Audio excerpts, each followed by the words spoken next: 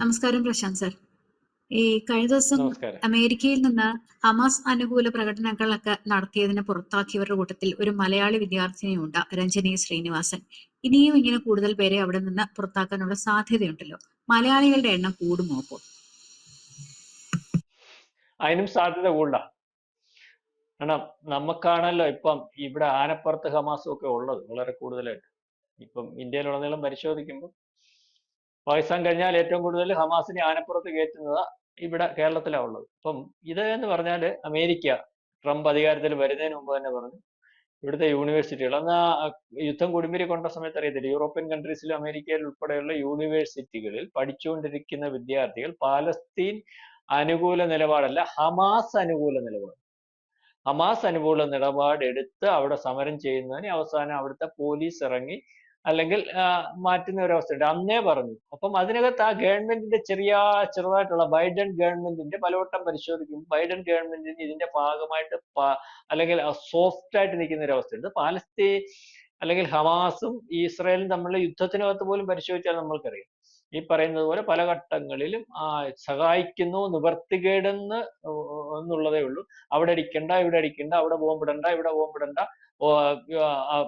ഇറാനെ അടിക്കുവാണെങ്കിൽ ഒരു ദിവസം കൊണ്ട് അടി നിർത്തിക്കണം. പക്ഷെ അത് ഒരു ദിവസം കൊണ്ടാണെങ്കിലും ഒരു 1000 ദിവസത്തെ പണി അവർ ചെയ്തിട്ട് തിരിച്ചു കയറിപ്പോയത് ഇസ്രായേലിന്റെ ഗുണമാണ്. അപ്പൊ ഇസ്രായേലിനെ ഒത്തിരിയും ബുദ്ധിമുട്ടിച്ചു. അത് ട്രംപ് വന്നതിന് ശേഷമാണ് അത് സ്വതന്ത്രമാക്കി കൊടുത്തത്. ഇപ്പൊ വെടിനിർത്തൽ കരാറൊക്കെ ഉണ്ടാക്കുന്നെങ്കിലും ആ വെടിനിർത്തുന്നതിന് മുമ്പ് തന്നെ അവരുടെ ഇഷ്ടത്തിന് കാര്യങ്ങൾ കൈകാര്യം ചെയ്ത് അവിടെ വരുത്തിക്ക് പോകുന്ന രീതിയിലേക്ക്, അതായത് ഹമാസിന് അനുകൂലമായിട്ട് നിൽക്കുന്ന ഒരു ബൈഡൻ ഗവൺമെന്റിന്റെ കൂടെ നിന്നാടിയ ആൾക്കാരുടെ കൂട്ടത്തിൽ അന്ന് നമ്മുടെ കേരളത്തിൽ നിന്നുള്ള ഈ പറയുന്ന രഞ്ജിനി ശ്രീനിവാസൻ കേരളക്കാരിയാണെന്ന് പറയുന്നത് എന്തായാലും ഇന്നലെ ചവിട്ടി കൂട്ടി എയർപോർട്ടിൽ കൊണ്ടുവന്ന് വിട്ടിട്ട് അവിടുത്തെ വിദേശകാര്യ വക്താവ് പറഞ്ഞിട്ടുണ്ട്, ഇത്തരത്തിലുള്ള ഈ പറയുന്ന എത്രത്തോളം നാണക്കേടുണ്ടെന്ന് നമ്മൾ ആലോചിക്കും. ഇത്തരത്തിലുള്ള ഈ പറയുന്ന ടെററിസ്റ്റ് ഗ്രൂപ്പുകളുടെ ഭാഗമായിട്ടുള്ളവർ ഇവിടെ ഇനിയും വരാനുള്ള ഒരു അവസ്ഥ ഉണ്ടാകരുത്. അവർക്കിവിടെ 0 ടോളറൻസ്, അതായത് 1% പോലും പരിഗണനയില്ല. അപ്പൊ നമ്മളുടെ ഇവിടുന്ന് ഇന്ത്യയിൽ നിന്ന് അവിടെ വിദേശത്ത് പഠിക്കുന്നതിന് പോകുന്നതിന്, അമേരിക്കയിൽ പഠിക്കുന്നതിന് പോകുന്നതിന് ഒന്നും അല്ലെങ്കിൽ നമ്മളോട് ബാനൊന്നുമില്ല. പല രാജ്യങ്ങൾക്കകത്തും അവിടെ പഠിക്കാനും മറ്റും അവിടെ അല്ലെങ്കിൽ മറ്റു കാര്യത്തിനും ചെല്ലുന്നതിന് വളരെ കൃത്യമായ ബാനുള്ള അല്ലെങ്കിൽ അത്തരത്തിലുള്ള ആൾക്കാരെ വേണ്ടാന്ന് തീരുമാനിക്കുന്ന അമേരിക്കയിൽ ഇന്ത്യയിൽ നിന്ന് പഠിക്കാൻ ചെല്ലുന്നവർ അല്ലെങ്കിൽ മറ്റു കാര്യത്തിന് ചെല്ലുന്നവർ, അവർക്ക് കുഴപ്പമില്ലാത്ത ഒരു അവസ്ഥയിൽ ആ രാജ്യത്ത് കയറ്റി വിടുന്ന ഒരു സംവിധാനത്തിനോ അല്ലെ നാളെ കാലത്തെ അവിടെ വിദ്യാഭ്യാസത്തിന് പോകുന്നവര് ടെററിസ്റ്റ് ഗ്രൂപ്പിന്റെ പണിക്ക് പോകുന്നവരല്ല, വിദ്യാഭ്യാസത്തിന് പോകുന്ന കുട്ടികൾക്ക് പോലും ഇത് വിഷയമായിട്ട് വരുന്ന ഒരവസ്ഥയുണ്ട്. അല്ലെങ്കിൽ ഇത്തരത്തിലുള്ള ആൾക്കാരെ അവിടെ വേണ്ട അല്ലെങ്കിൽ അവരെ പരിശോധനയ്ക്ക് വിധേയമാക്കുന്ന ഒരവസ്ഥ, അല്ലെങ്കിൽ ഇതുപോലെയുള്ള ആൾക്കാരുടെ എണ്ണം കൂടിയാൽ, ഈ ഹമാസ് അനുകൂലികളുടെ എണ്ണം കൂടിയാൽ അവിടെ ചെന്നിട്ട് സംസാരിച്ചാൽ ഇവിടെ നിന്ന് പഠിക്കാൻ അല്ലെങ്കിൽ പഠനത്തിന് ശേഷം ഒരു ജോലി, അതിനുശേഷം ഒരു കുടുംബ സംവിധാനത്തിലേക്ക് പോകുന്നതിന് ആഗ്രഹിക്കുന്ന ആൾക്കാർക്ക് അവിടെ ചെല്ലാൻ പറ്റാത്ത ഒരു അവസ്ഥയിലേക്ക് കാര്യങ്ങൾ നീങ്ങും.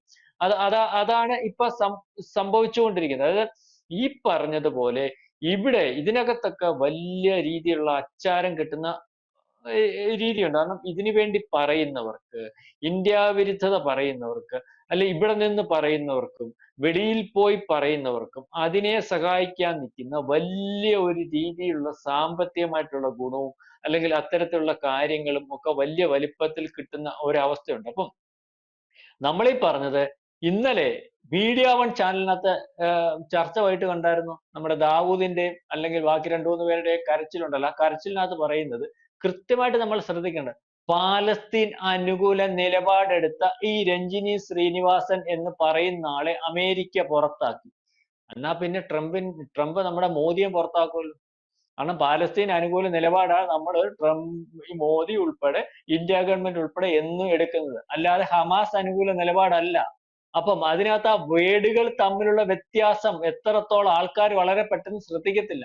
അപ്പം എവിടെയും അവരെ പുറത്താക്കുന്നതിന് പറഞ്ഞിരിക്കുന്ന പത്രക്കുറിപ്പിനകത്തും ഹമാസ് എന്ന് പറയുന്ന ടെററിസ്റ്റ് ഗ്രൂപ്പ്, കേരളത്തിൽ മാത്രമേ അല്ലെങ്കിൽ ഇന്ത്യയിൽ മാത്രമേ ഉള്ളൂ നിരോധിക്കാത്ത, പല രാജ്യങ്ങളും ടെററിസ്റ്റ് ഗ്രൂപ്പായിട്ട് നിരോധനം ഏർപ്പെടുത്തിയിരിക്കുന്ന അതിനുവേണ്ടിയാ ഇവിടുന്ന് പോയിരുന്നു പറയുന്നത്. ഇവിടെ നമുക്ക് എതിരായിട്ട് വ്യക്തമായിട്ടുള്ള റിപ്പോർട്ടിൽ അല്ലെങ്കിൽ നമുക്കെതിരെയുള്ള നീക്കം ഇതുവരെ ഒന്നും റിപ്പോർട്ട് ചെയ്തിട്ടില്ലാത്തതുകൊണ്ടാ ഇവിടെ ഇതിനെ നിരോധിക്കാത്ത ഒരവസ്ഥയുള്ളൂ. നമുക്കും നമ്മുടെ ഇന്ത്യ ഗവൺമെന്റിനും ഇത് ടെററിസ്റ്റ് ഗ്രൂപ്പ് അല്ല എന്നുള്ള അഭിപ്രായമില്ല. അപ്പൊ ഇന്നലെ മീഡിയ വൺ പറഞ്ഞത് പാലസ്തീൻ അനുകൂലമായിട്ട് പറഞ്ഞ രഞ്ജിനി ശ്രീനിവാസനെ പുറത്താക്കി. പാലസ്തീൻ അനുകൂലമായിട്ടല്ല ഇവരാരും പറഞ്ഞിട്ടുള്ളത്. ഇവിടെ പറഞ്ഞിട്ടുള്ള ഇവിടുത്തെ UDF പറഞ്ഞിട്ടുള്ളതും LDF പറഞ്ഞിട്ടുള്ളതും ഇപ്പൊ ആനപ്പുറത്ത് കയറ്റുന്നവനും എല്ലാരും പറയുന്ന ഹമാസ് ഹമാസ് ഹമാസ് ഹമാസ് ഏതാണ്ട് വലിയ പോരാളിയാണ്. എന്തോ പോരാളിയാ? ഹമാസ് എന്ന് പറയുന്ന ടെററിസ്റ്റ് ഗ്രൂപ്പ് നമ്മൾ ഈ പാലസ്തീന് വേണ്ടി വാദിക്കുമ്പോൾ നിങ്ങൾ ശ്രദ്ധിച്ചാൽ മനസ്സിലാവും.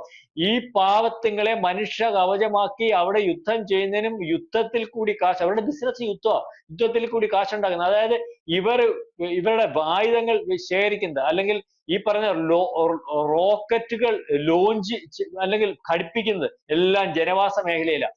എന്നിട്ട് ആ ജനവാസ മേഖലയിൽ ഉള്ള ആൾക്കാർക്ക് അപകടം പറ്റാതിരിക്കുന്നതിന് വേണ്ടി ഇസ്രായേൽ ആദ്യം അനൗൺസ് ചെയ്ത് ഏറ്റവും അവസാനം നിവർത്തി കെടുമ്പോഴാണ് അവിടെ പോകുമ്പോൾ. കാരണം അവിടെ പോകുമ്പോഴാൽ കൂടുതൽ സാധാരണക്കാരനും അല്ലെങ്കിൽ നിവൃത്തിയിൽ പാവപ്പെട്ടവനും മരിക്കും. അതിനെ ഒഴിവാക്കി ഈ പറയുന്ന ഹമാസിനില്ലാത്ത താല്പര്യം അവിടുത്തെ സാധാരണക്കാരൻ മരിക്കണ്ടെന്ന് ഇസ്രായേലിന് യുദ്ധം ചെയ്യുമ്പോഴും ഉണ്ടോ? പലവട്ടം നമ്മൾ പരിശോധിച്ചാൽ മനസ്സിലാവും. അപ്പൊ അതേ രീതിയിലേക്കുണ്ട്. അതേ രീതിയിലേക്ക് കാര്യങ്ങൾ പോകുന്നുണ്ട്. ആ ഹമാസിനെ അനുകൂലിക്കുന്നവനെ പുറത്താക്കി. ട്രംപ് പറഞ്ഞു, ഞാൻ വന്നു കഴിഞ്ഞാൽ ഇവിടെ ഇഞ്ചുല ചിന്താവ ഈ ഹമാസിന് അനുകൂലമായിട്ട് വിളിച്ചിട്ടുള്ളവനെ മൊത്തം ഇതിനകത്തൊന്ന് പുറത്താക്കി. അയാളെ കയറുന്നതിന് മുമ്പേ ഇന്ന കാര്യങ്ങൾ പറഞ്ഞിട്ടാകരുത്. അപ്പൊ അവര് വിചാരിച്ചു കുഴപ്പമൊന്നുമില്ല, ചുമ്മാതെ പറയുക, ഇവിടുത്തെ രാഷ്ട്രീയക്കാർ പറയുന്ന പോലെ പറയുക, കുഴപ്പമൊന്നുമില്ലെന്ന് പറഞ്ഞു. ഈ കൊച്ചൊക്കെ അവിടെ പോയി. ഇവിടുന്ന് ഇത് പോയി, കൊച്ചല്ല, ഇതൊരു അമ്മച്ചിയാണ്, പ്രായമൊക്കെ ഉണ്ട്. നമ്മള് വിദ്യാർത്ഥി എന്ന് പറയുമ്പോൾ നമ്മൾ വിചാരിക്കും 17-18 വയസ്സ്.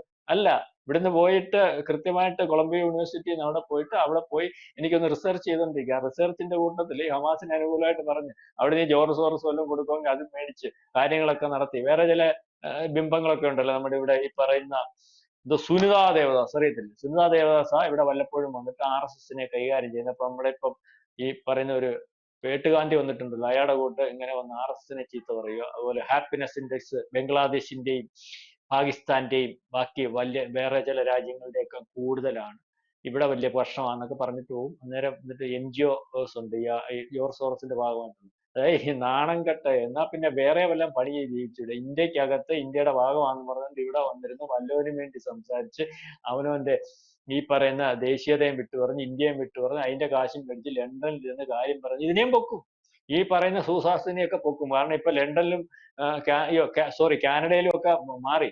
പഴയ ട്രൂഡോ ഒന്നും അല്ല, അവിടെ മാറി. ഇന്ത്യക്ക് അനുകൂലമായിട്ട് ഉള്ള നിലപാടാ. ട്രംപിനോടെ ഉള്ളു പുള്ളിക്ക് പ്രശ്നം. പുള്ളി ഇന്ത്യക്ക് അനുകൂലമായിട്ടുള്ള നിലപാട് വരും. ബുക്കിംഗ് എടുക്കാൻ പറഞ്ഞ ആ അമ്മച്ചിയെ ഒരു ദിവസം ബുക്ക് കഴിഞ്ഞ് കൊണ്ടുവരും. ഇപ്പൊ ഇതിന് വേറെ കാര്യമുണ്ട്, കുഴപ്പമൊന്നും വരത്തില്ല കേട്ടോ.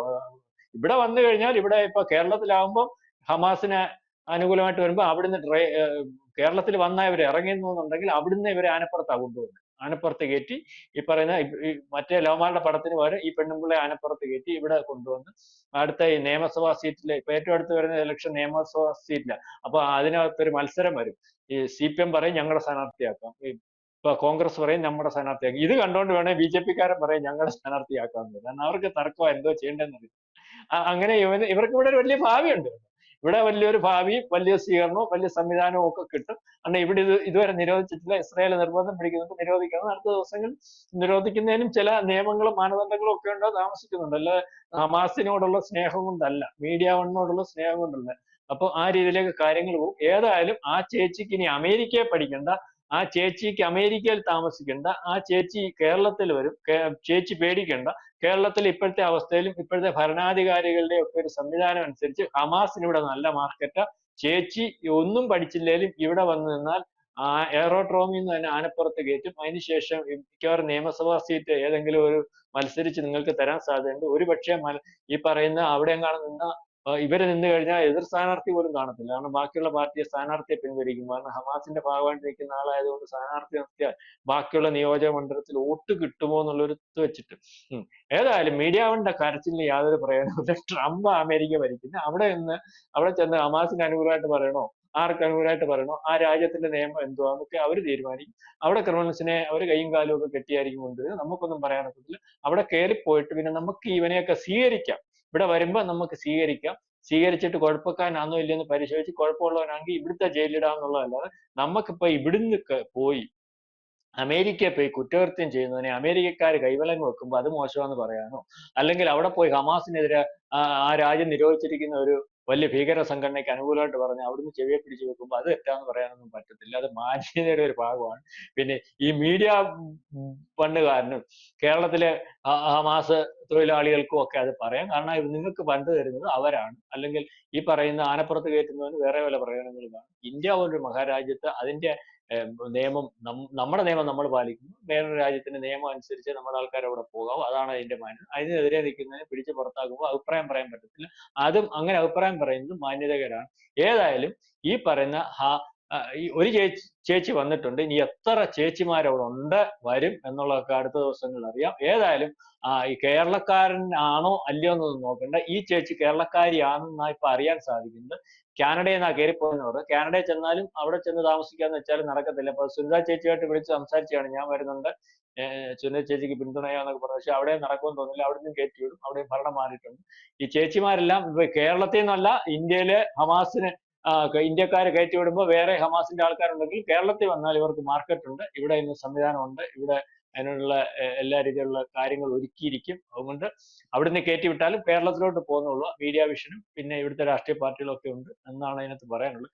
ഏതായാലും നമുക്ക് പറയാനുള്ളത്, ഇവരെ തമാശ പറഞ്ഞെങ്കിൽ ഇതുപോലെ ഇവിടെ മാന്യമായിട്ട് ജീവിക്കാനും മാന്യമായിട്ട് പഠിക്കാനും പോകുന്ന ആൾക്കാരുള്ളപ്പോൾ ഇതുപോലുള്ള ആൾക്കാർ, കച്ചവടക്കാർ, ഹമാസിന്റെ ആൾക്കാർ അവിടെ പോയി ഇന്ത്യയിൽ നിന്ന് മാന്യമായിട്ട് തൊഴിലും വിദ്യാഭ്യാസവും വിദേശ വിദ്യാഭ്യാസവും ഒക്കെ തേടാൻ നിൽക്കുന്നവർക്ക് ഒരു ത്രെട്ടാവും. അല്ലെങ്കിൽ നാളെ കാലത്ത് അവർക്കൂടെ അവരുടെ സാധ്യതയ്ക്ക് മങ്ങലേൽപ്പിക്കുന്ന ഒരു അവസ്ഥയാണ്. മാത്രവുമല്ല ഇപ്പം വലിയ വലിപ്പത്തിലാണല്ലോ ഇന്ത്യക്കാരി ഹമാസ് അനുകൂല പ്രസ്താവനയുമായിട്ട് ഇന്ത്യ അവിടുന്ന് പുറത്താക്കുന്നത് ലോകത്ത് ചർച്ച ചെയ്യുന്ന ഒരു വിഷയമാണ്. അപ്പൊ ഇന്ത്യക്കാരുടെ ഇമേജ് എത്രത്തോളം പോകും എന്നുള്ള കാര്യം നമ്മൾ മനസ്സിലാക്കണം.